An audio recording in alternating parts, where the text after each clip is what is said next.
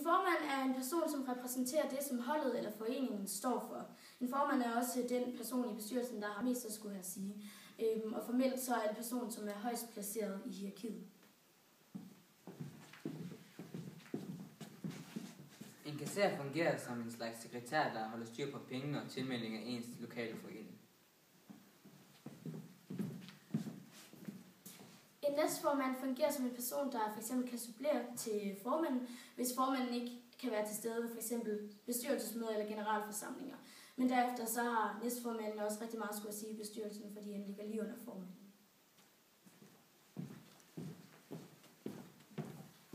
En træner skulle kunne videregive sine erfaringer til ens elever eller sit hold. Han skulle kunne tage ansvar for holdets eller elevernes udvikling, og så skal han kunne være et forbillede og motiverende for holdet. Et udvalgsmedlem er en person, som kan videregive ønsker fra træner eller hold til den store forening, som er her. Og hvis vi har foreningen her, så kan udvalgsmedlemmet give ønsker videre til sin lille forening, som er ud fra den sportsgren, personen tilhører.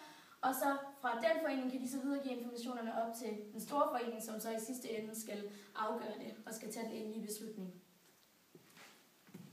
Og et menigmedlem kan give sin mening ved f.eks. generalforsamling, som kan foregå måske i ens lokale forening.